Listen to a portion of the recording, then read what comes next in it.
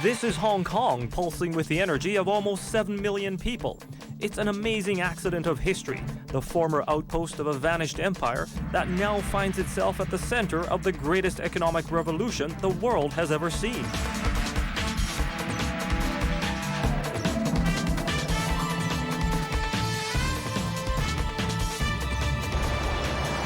In the past, Hong Kong was seen as the gateway into China. Now the door is swinging open both ways. And for Canadians, it has opened up enticing opportunities. There are more than 1 million Canadians of Chinese heritage, and most of them came from here. There are also about 250,000 Canadians living in Hong Kong. That's more than the population of Saskatoon. Together, they form a living link, a bridge across the Pacific. I think the last 15 years, Canada's just had an incredible connection with China and Hong Kong. In the aftermath of Tiananmen Square, we had about 500,000 people from Hong Kong emigrated to Canada. There's 350,000 people with Hong Kong roots living in the Toronto area alone now.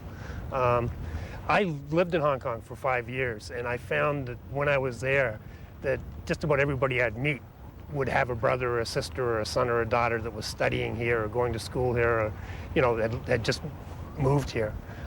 There's an incredible family connection. For most Hong Kong immigrants, the decision to come to Canada was simply a matter of prudence. As the 1997 deadline for Britain to hand the colony back to China approached, there was concern. People were nervous that Hong Kong's freewheeling days would be over and Canada offered sanctuary. That fear hasn't materialized, but the legacy of that wave of immigration has produced a unique two-way relationship. In fact, Hong Kong is probably the largest Canadian community in Asia. And right now we have over 140 Canadian companies using Hong Kong as the regional headquarters, and there are hundreds more using that as, you know, as the area office and so forth, and there are more coming.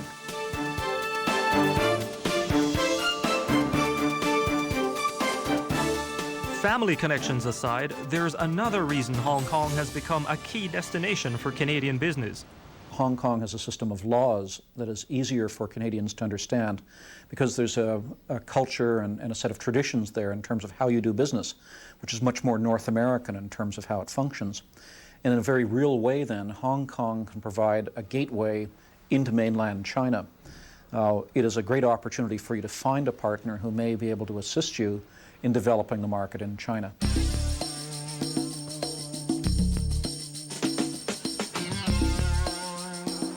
That huge and growing Chinese market is, of course, the prime lure for Canadian business, so Hong Kong is positioning itself as a launching pad into China.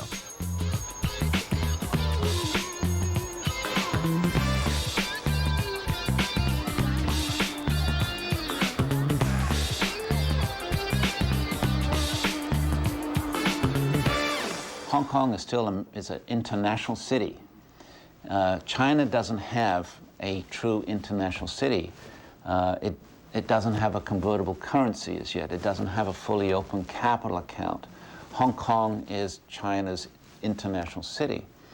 And so therefore, Hong Kong still plays a very important role for China in terms of the financial center of Asia.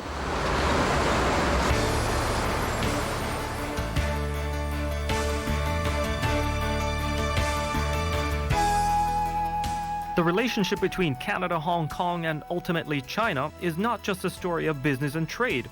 At its heart, it's about the close ties between people who just happen to be on opposite sides of the world.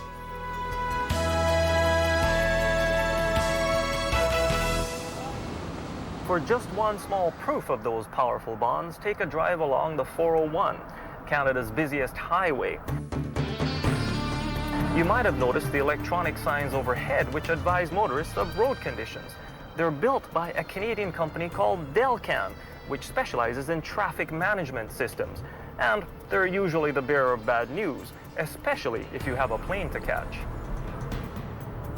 And if your plane is taking you to Hong Kong and its impressive new airport, you'll be among the 15 million people who land here every year. Among them are scores of Canadians who come here to buy and sell. That includes companies such as Delcan, who built the sophisticated traffic management control system that moves vehicles back and forth from the airport on the spectacular Qingma Bridge you see behind me. So, how did Delcan do it? The answer offers some revealing insight for those who wish to follow the new Silk Road. Well, it's a bit of a story, actually. First of all, we Canadians are very much in the forefront of using technologies to manage traffic flow. And in fact, way back in 1959, the city of Toronto was the first city in the world to use a computer to control its traffic lights.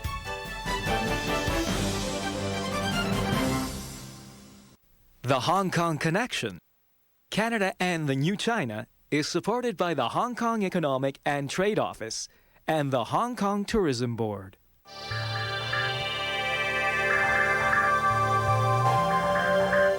Hi, I'm Pei Chen in Sai Kung, Hong Kong. Hong Kong is more than just a bustling city with great shopping, dining, and an exciting nightlife. There are many hidden treasures to be found here, and you don't have to go too far to find them. You won't have to look too hard to find some true hidden treasures like Sai Kung. It extends off the new territories to include a group of islands known as the Back Garden of Hong Kong. It's also the largest green area in the region. The area is made up of fishing villages, fish farms, and great restaurants by the water where you can enjoy the freshest seafood. A popular destination for people from all over Hong Kong, you can also get a better view of Sai Kung with kayak and coral tours. A short ferry ride away, the island of Khao Sai Chau is home to the Jockey Club's 36-hole public golf course. For the avid golfer, helicopter tours are also available to take you from Hong Kong Island to this beautiful facility. To experience the true Hong Kong, venture off the beaten path and explore its lush greenery and parklands. Mingle with the locals and get a taste of life in the villages. You'll be glad you did. This may well be one of the most beautiful suspension bridges in the world. The Qingma Bridge connects Hong Kong to its new airport on the outlying island of Lantau. Both projects were built and timed to mark the 1997 return of Hong Kong to Chinese control. Every day, thousands of cars, trucks, and buses cross back and forth. The Qingma Bridge is a critical lifeline, and managing the flow of traffic is an ongoing priority. A job that's been entrusted to a Canadian company and to Canadian technology. This is the Qingma Traffic Control Surveillance System Management Center. This is a nerve center where all the traffic on this Lantau or Qingma critical network is managed. And of course, we have to make sure that all traffic to the Hong Kong New Airport is maintained on a free flow conditions. And of course, this system has the ability to spot accidents and make sure that traffic are diverted appropriately in case of emergencies and so on. Joe Lam is a Hong Kong-born Canadian who, as a young man in the 1960s, became intrigued by what would become a rather odd passion, traffic management systems. At that time, it was a new subject, and a lot of people thought I was a bit crazy. But I just thought that by the 21st century, there'll be so many traffic jams in the world that somebody need to solve them with the latest technology and the best of the technology. So I got into that, and I decided to go to Toronto to further my career. And of course, I was fortunate enough to have got a job with the Toronto Traffic Control Center, where I learned all my traffic management technology skills. And as it turned out, they become very useful in my activities around the world.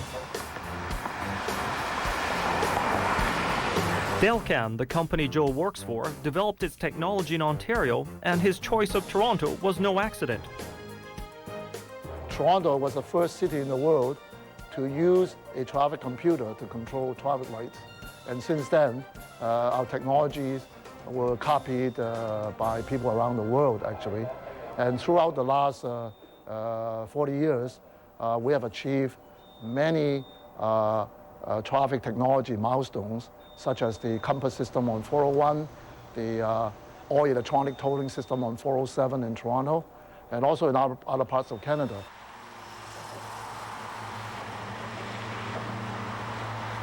Back at Delcan's Canadian headquarters, they consider Hong Kong to be not only an opportunity by itself, but also as an opening into China.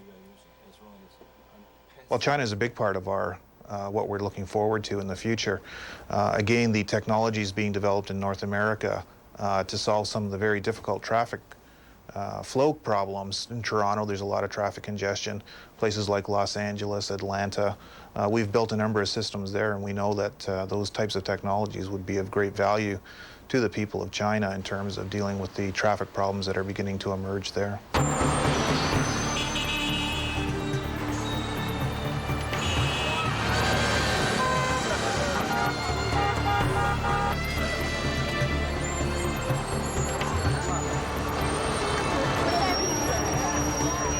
Judging by the increasingly clogged streets of Shanghai, Delcan should find plenty of opportunities in China. You might say that the business of Hong Kong is business. Despite some pretty big questions about the perceived heavy-handedness of China in the political affairs of Hong Kong remains the world's freest economy, at least according to the latest polls. It's a prosperity fueled by the free trade of goods and services. It's no surprise then that Canada and Hong Kong trade has hit $7 billion a year. Now that sounds like a lot, but according to analysts, it could and should be a lot more.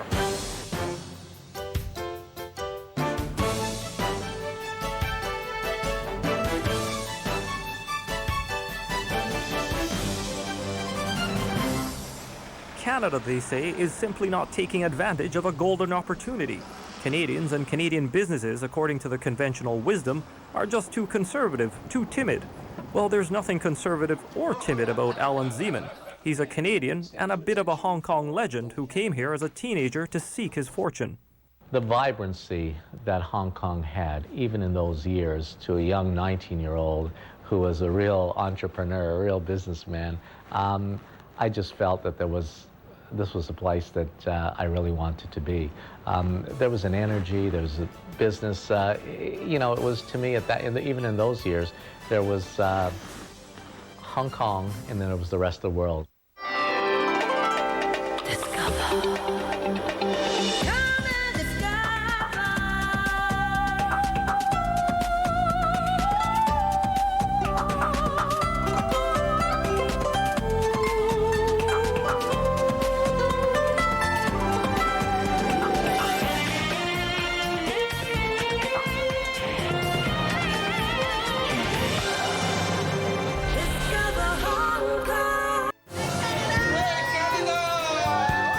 It's Canada Day in Hong Kong.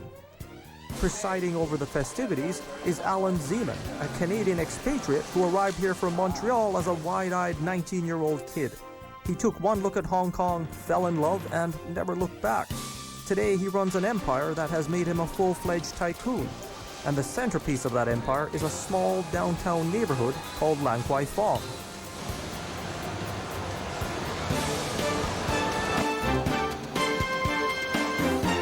Back in the 1970s, it didn't look like much, just a cluster of office buildings off the beaten track. But Zeman saw an opportunity. In looking around, I found this area. Lan Kwai Fong in those years was just a little back street.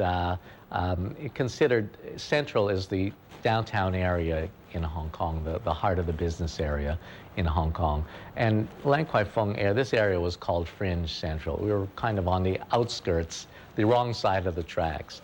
It was up the hill.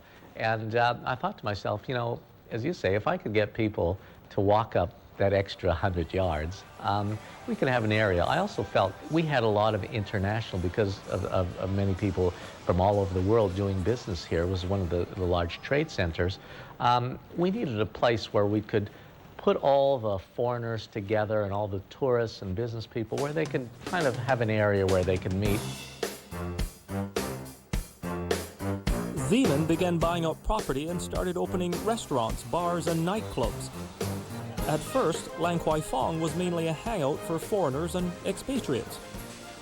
And then many of the Chinese, local Chinese, after Tiananmen Square, they moved to Canada and Australia and US, and so many moved to Toronto and Vancouver and Calgary and Montreal. And many of them decided to move back to Hong Kong because Hong Kong was booming, and they became much more westernized. And they came back here, and many of the children moved back. And suddenly they started to feel very comfortable in Lang Kwai Fong as well. And so they started coming here and hanging out. So it went from what was originally an expat area, suddenly it was about a 50-50 mix between expats and local Chinese.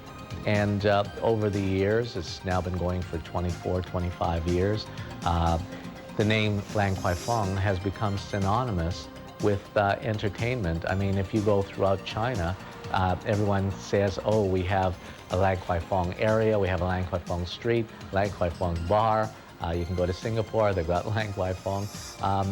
It's actually become a very, very generic name for entertainment here. And, you know, it was born in Hong Kong, made in Hong Kong, and I became known as the father of Lang Kwai Fong or the king of Lang Kwai Fong, many, many different monikers. 3, 2, 1,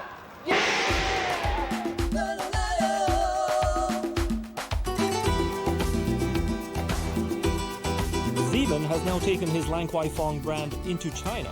A chic new nightclub in Shanghai is now catering to the city's growing number of new and wealthy sophisticates.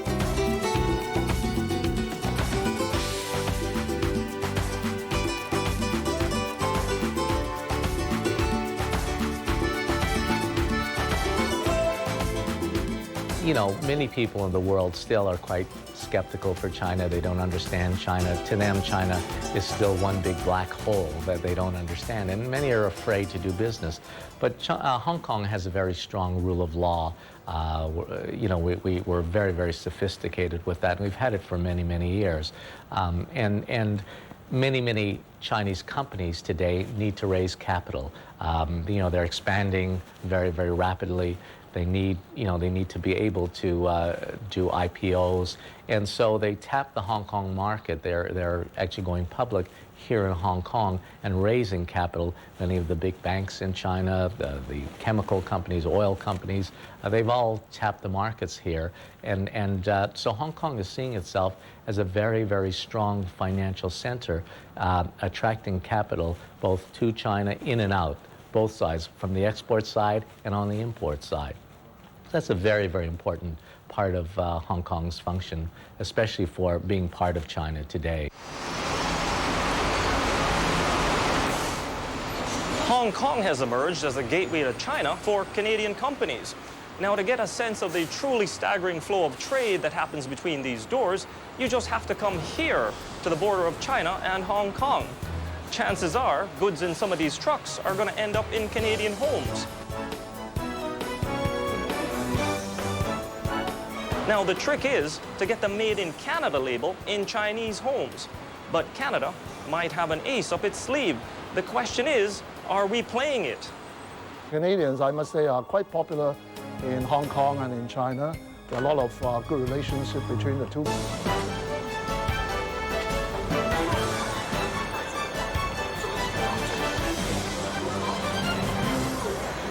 From 1980 to 2001, about 35,000 Chinese arrived in Canada annually.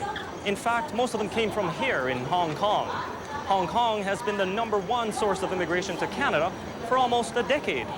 For the Chinese, Canada represented a kind of gold mountain of opportunity. But now here's the irony. Canadians are now flocking to Hong Kong for similar economic opportunities.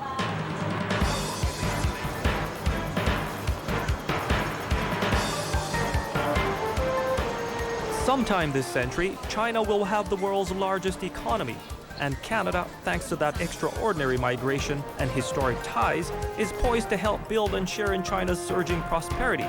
And yet there's a feeling that Canadians are not playing the cards that history has dealt us.